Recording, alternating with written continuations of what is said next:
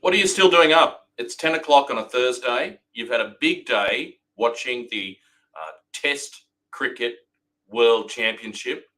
Of course, if you're an Australian fan like me, Travis Head, great result.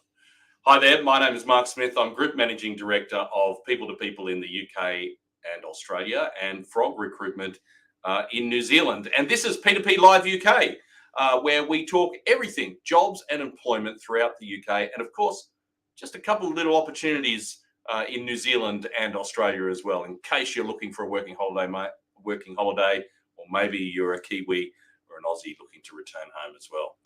Now, before we get started today, because we've got a lot to talk about, I just wanted to have a bit of a shout out to People to People, and particularly the Australian of People to People, where we were successful in winning the Excellence in Candidate Care Award at the RCSA Awards, that's the industry body, and Excellence in Client Service for 2023. It's an outstanding result, and I'm very proud of the team. Here's some of the team there. Just ignore me in the background. I was, I went to Australia, and you can see that clearly I'm in shock that we have won. We've won this one. But a great result, and congratulations to the team. Now, we've got a lot to talk about today. We've got the stat of the week, where I thought we compare Australia, New Zealand and the UK directly when it comes to job advertisements. We've got a recording from last week where I was chatting to one of our Australian team. We've got jobs in New Zealand, jobs in Australia, and hot jobs in the UK. So much to talk about. Let's jump into this week's stat of the week.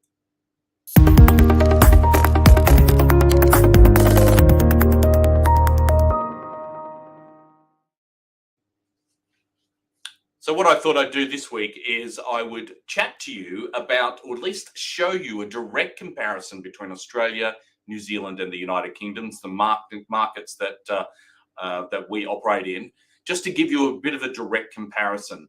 So this is actually extracted from the P2P Post. It's our job and employment market report that we produce each year. And I've just, to give everybody an awareness that we're having an event in London. We're actually hiring a room in a pub where we're going to give everybody a copy of the salary and employment market report. It includes salary information, but also direct comparisons between all three markets. If you're interested in attending that event, then please just pop a message into Facebook, LinkedIn, YouTube or Twitter, whichever platform you're watching us on, and we'll make sure that when registration's open, it'll be, I think, on the 27th of June will be the date that it will be running.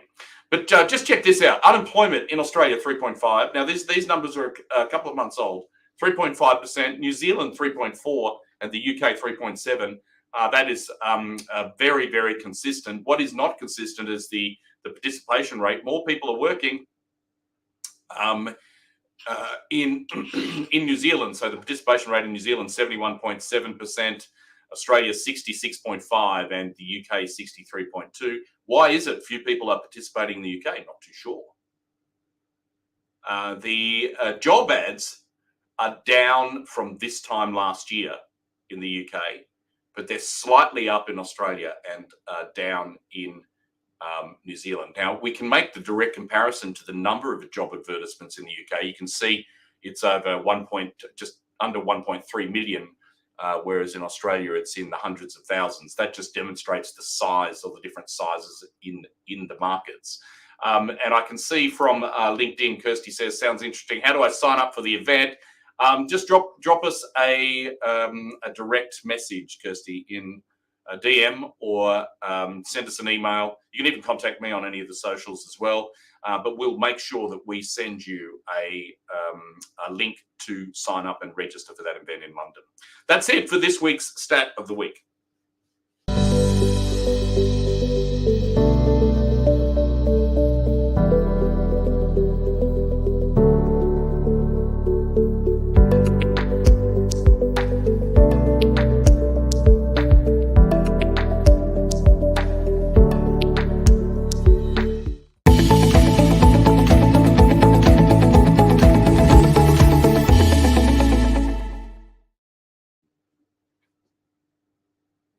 jobs in the UK this week. Here's the first one. It's a legal secretary job in London, paying £40,000 to £45,000. Hannah Scanlon is the consultant you need to chat to. hannah.scanlon@peopleTopeople.co.uk. Admin support, document preparation, communication and correspondence. You need to have worked as a legal secretary before to get a gig with this particular law firm. To learn more, though, just drop Hannah an email or hit apply now in the links on Facebook, LinkedIn, YouTube, and Twitter, so that you can learn more about this particular opportunity in London. Here's the next one. So this one is a procurement manager. It's in Essex. It's paying £53,000.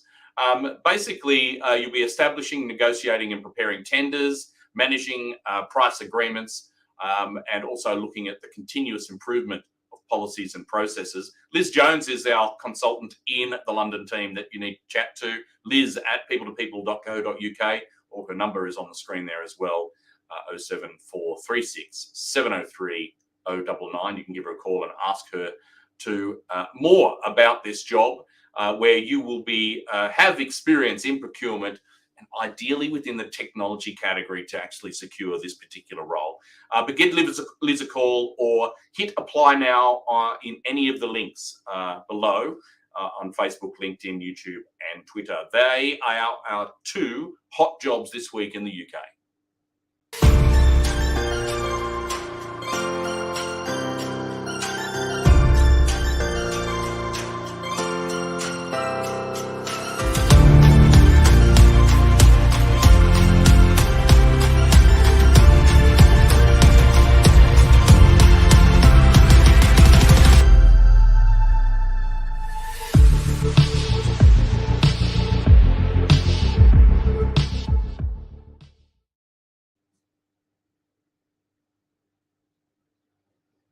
Are you a Kiwi looking to go home?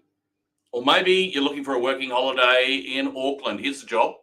It's a customer service agent in Grafton in Auckland, paying $30 an hour. You need to speak to Scott Bannister. Now, he's a Brit, but he works for our sister company, Frog Recruitment in New Zealand. And this customer service job, you'll be supporting the clients and customers with a broad range of admin tasks. You'll be handling invoicing issues. Got to have those excellent interpersonal and communication skills as a customer service agent. A lot of work over email, by the way, and to have a high level of accuracy and attention to detail. Scott is the man that you need to speak to at Frog Recruitment in Auckland. Scott@frogrecruitment.co.nz to learn more, or just hit apply now. And it does indeed sound like a great opportunity, Aidan. Thanks very much for commenting. If you're interested, hit apply now. And you can learn more. Now, we've got another opportunity in Australia, and we've got a video for that one. And from that video, we'll go straight into talking about counteroffers. So if you want to roll that for us, Jacob.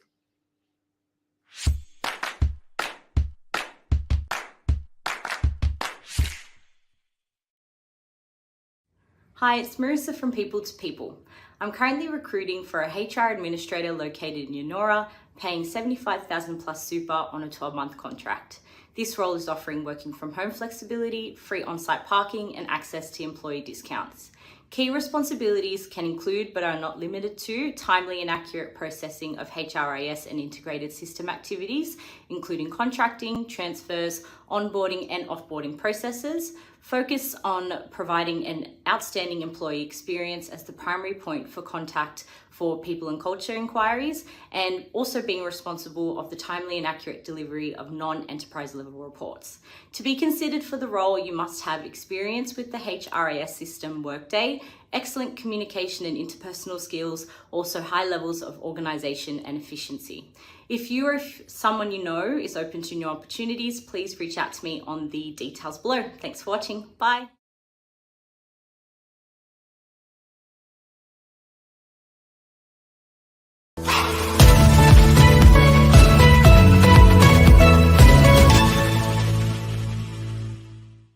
We're actually here now with Tom from our Melbourne office, and we're going to have a quick chat to Tom about counteroffers. And what that actually means if you're actually going out and you're applying for jobs, you get an offer, you go to resign, and then suddenly they hit you up with a counteroffer. Tom, what advice do you have for somebody like that? Thank you, Mark. So yeah, obviously when you receive one job offer, it can be a pretty easy decision. But if you receive 2, 3 job offers, or even more, suddenly you've got to choose between a few perks and a few benefits. So the allure of better compensation, improved benefits, different work environments, it can really make it quite a tough decision. And it really seems that this is more relevant than ever. In our recent 2023 employment and salary trends report, we did reveal that 79% of hiring managers experienced more counter offers in 2022 than ever. So, you know, it's more relevant than ever, really. So I've just got 3 tips to share regarding how to manage this difficulty, I guess. So first off, it's really important to reflect on your reasons for leaving the role. Before resigning, assess your motivations for seeking that new opportunity. Determine if the counter offer addresses the underlying issues that prompted your decision to leave. Money isn't everything. Always think about things like company culture, perks, everything else. People are usually, I guess, hypnotized by the dollar amount, but there's so much more to a job and making a fulfilling job than just the money. Also, evaluate the counter offer objectively. Don't just ignore it because it's come through second, third, it's not the first cab off the rank. Consider it, make sure it aligns with your long-term career goals. Think about compensation, but as I said, think about everything. It's just not all going to come down to money at the end of the day. And thirdly, communicate professionally. It's really important to just keep an open communication with your current employer and also the people that are offering these 2 roles. You don't want to burn any bridges.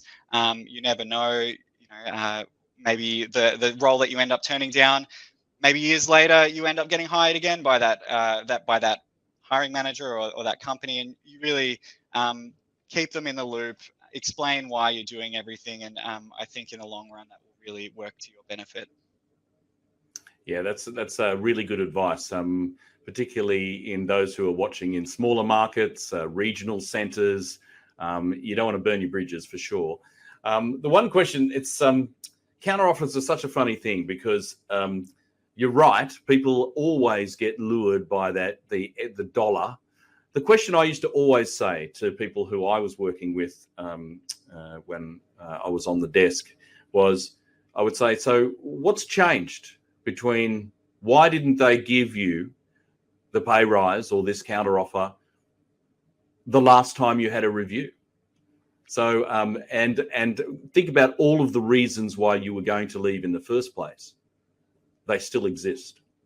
So the main thing I would say, if you're thinking about taking a new job right now, and you haven't asked your boss for a pay rise, and that's why you're looking to take a move, ask your boss for a pay rise. And then if they say no, and then they hit you up with a counter offer and say, well, here's that extra $5,000, $10,000 that you were looking for, then I would say, well, you could have given it to me a couple of months ago. Because the likelihood of you getting another pay rise very soon, it's not going to happen, I don't think. So, yeah. But how many times have we heard it in the last 6 months that people are receiving these counter offers in almost a panic from employers? So, yeah. So while I've got you, Tom, what's the market like in Melbourne right now? It is moving very, very quickly in Melbourne. So definitely this time of year shouldn't be a surprise. It tends to be the time of year when businesses are feeling the most pain, where we get a lot of our work. It's a time of year where there is a lot of opportunities out there. So yeah, definitely navigating these counter offers is it's a problem for right now. Yeah, excellent. All right. So if you're looking for a job in Melbourne or you want to talk about how to handle a counter offer, how would then get in touch with Tom? So how would they do that, Tom?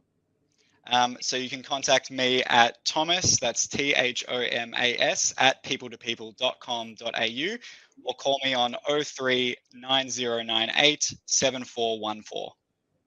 Great, fantastic. Well, thanks for joining us on P2P Live. Hopefully we'll see you again soon. Okay, so that was a conversation that I had with Tom in Melbourne last week about counteroffers.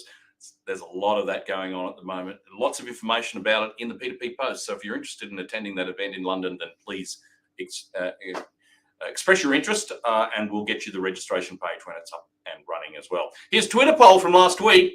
I don't know if I was really surprised about this. For those who resigned in the last 6 months, did you receive a counteroffer? Well, 85% said no. I was, I don't know. There's been a lot of conversation from our clients about counteroffers, but the Twitterverse said only 14% had received a counteroffer. If you'd like to see these results, hashtag P2P Live UK on our Twitter feed at People to People or on LinkedIn. Here's this week's question. With the advancement of AI in the workplace recently, have you found it to be good, bad, well, I should use the right language, beneficial, disadvantage? Let's say good and bad, hey? Or no difference at all. Now, if you'd like to vote on that, at People to People on Twitter and on our LinkedIn page, hashtag P2P Live UK, and you can get there and have your say. And what we'll do is we will give you the results of that poll at the same time next week, 10 p.m. on a Thursday night. Thanks very much for joining us. We'll do all again next week.